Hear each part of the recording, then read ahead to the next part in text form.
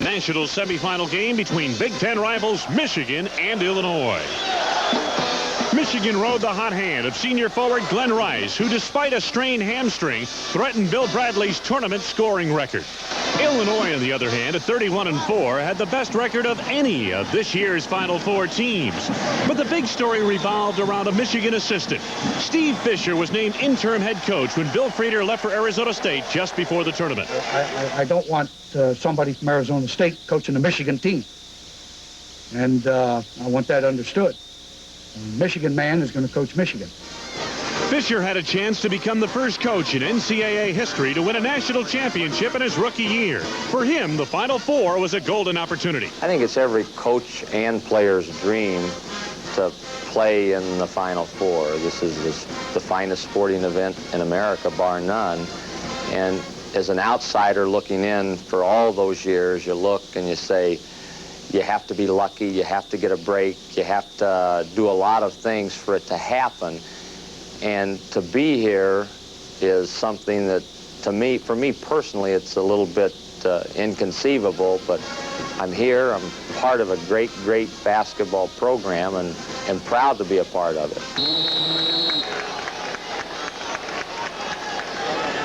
But it was Steve Fisher's team that began the game by getting the job done. Senior guard Ramil Robinson cut inside on this inbounds play from Terry Mills, giving the Wolverines a 2-0 lead. But then Michigan missed 5 straight shots. The Illini controlled the boards. They fashioned an 8-0 run into a 10-4 lead on this three-pointer from Steve Bardo. And 4 points by forward Kenny Battle. Michigan's Loy Vaught countered with this 10-foot baseline jumper, but rebounding, not scoring, was job one for Vaught and Terry Mills. Down 18-13, Steve Fisher wanted the ball in the hands of his aces, Glenn Rice and Ramil Robinson.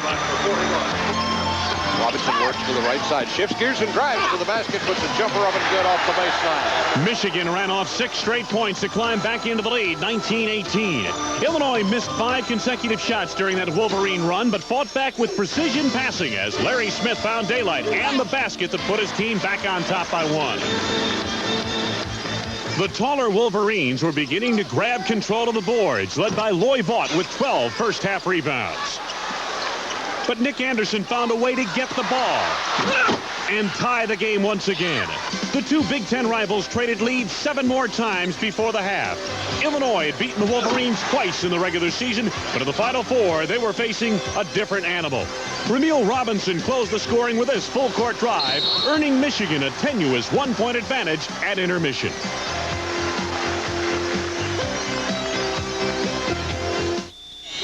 The first basket of the half came on Terry Mills' follow of Loy Vaught's miss. And Terry Mills would strike again. Griffin on the right side, going in there low, and Mills breaks open, 2-hand stuff. Illinois went on a 10-2 spree. Lowell Hamilton had 2 baskets. Kendall Gill, one dazzling reverse lay-in. That served as a wake-up call for the Wolverines. With the Illini's Kendall Gill taking a breather on the bench, Ramil Robinson dished off 2 assists and added a steal as Michigan stormed back to take the lead by 4 with only 3 minutes left to play. But Illinois was willing and able to trade punches. Center Lowell Hamilton hit from the outside to put the Illini back ahead, 79-78 with under 2 minutes to go. The Michigan bench outscored Illinois 23-6, and no points were more important than these 2 off the boards by Mark Hughes. Hughes added this foul shot to make the score 81-79. Seton Hall's players, along with the other 39,000 fans of the Kingdom, sat on the edge of their seats for the final 50 seconds to see which team would play the Pirates in the finals. Higgins. Here is Smith, looking low, moves with it himself. Now dishes it off to Bardo. Bardo looking, goes inside to Battle. Battle spins with that left-hander, and it is bouncing in. Battle gets a big 2-pointer to tie it, 81 all. 28 seconds left in this basketball game. the inbounds pass, and the pressure is on. Mills takes it, gives it back to Robinson running by, and he gets it over the time stripe. And Bardo reaching in, but doesn't get it. 14 seconds to go. What will the play be? Here's Robinson. Robinson drives to the baseline. He whips it all across court, and Mills goes up for a three. It is no good. Put back up on the rebound. Good! 1 second. 1 second left in the clock. With just 1 second left, Illinois had time for only a Hail Mary pass. It was intercepted by Glenn Rice. Michigan had beaten Illinois for the first time this season and advanced to the national championship game with an exciting 83-81 victory. Steve Fisher's 5th of his 5-game career. Neither team had been a favorite to make it to Seattle, but one, Michigan, had the best offense in the land. The other, Seton Hall, had a defense that would frighten any school's most offensive-minded fan. Michigan had established a quick pace in its semifinal, while Seton Hall had struggled early against Duke. Once again, Steve Fisher didn't have to wait long for his team to score. Just 6 seconds into the contest, Glenn Rice hit this 16-foot jumper. But the Pirates didn't suffer an early drought in this game either. Gerald Green kept pace with this three-pointer, giving the Pirates a 3-2 lead. 2 quick baskets by Loy Vaught and Terry Mills put Michigan back on top. But again, the three-pointer drew PJ's Pirates even. Ramos back out to Morton. He's going to try a three, and he's got it. Darrell Walker's turnaround put the Pirates up by 2. But then Michigan went out a 6-0 run, holding the Pirates in check and hitting 3 straight baskets. It's 3-on-1. Rice driving. Dunks it. But the Pirates countered it, scoring 12 straight points. This John Morton jumper tied the game at 20. Then it was bombs away. Taking a shot away out to Green. His three in the air. Good. Right side, out to Gaze in backcourt. Morton letting a three go off the left side. Got it.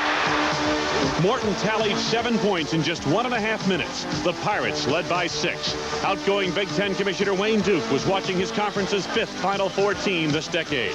And the Wolverines began their own run, scoring 8 points in just over 2.5 minutes. And tying the game at 28 on this 17-footer by Glenn Rice. Ramon Ramos, the Pirates senior center from Puerto Rico, banked in a shot to put Seton Hall back up by 2. But it was only a temporary levy against Michigan's scoring tide. The Wolverines took a 31-30 lead on this Rice three-pointer and continued what had become a 13-4 run over the final 6 minutes of the half. Here is Michigan on a 3-on-2 run out. Robinson deals it off, and here's Higgins open, lays it in. The Wolverines shot a respectable 50% in the first half on way to a 37-32 advantage at intermission. Remarkable when you consider that Seton Hall had held tournament opponents to 36% in its previous 5 games.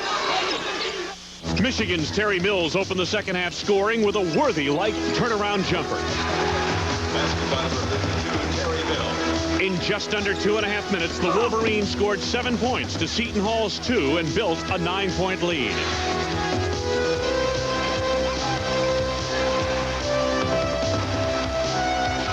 Nothing Seton Hall could do, it seemed, would stop the Wolverines and their point guard, Ramil Robinson. With just over 14 minutes to go, Michigan led by 12. The Pirates' Gerald Green played against Robinson in high school. He matched Ramil's playmaking skills with this pass to Darrell Walker. It was Seton Hall's first field goal in over 4.5 minutes. 4 consecutive points moved the Pirates close at 53-47. But Sean Higgins temporarily thwarted the Seton Hall comeback. Comes out in backcourt to Higgins. He's going to try a three. He's got it. The Hall mounted a charge of 8 consecutive points. 2 by senior forward Darrell Walker. 6 more by John Morton. Right side to Griffin. Goes down low. Intercepted by Ramos. Gets it out to Morton. Morton working down. It's a 2-on-2. Morton goes to the basket. Lays it in. Michigan was 1 for 6 from the field during that 3.5-minute stretch. Morton moved inside for this 9-foot basket. Seton Hall was within 2, 59-57.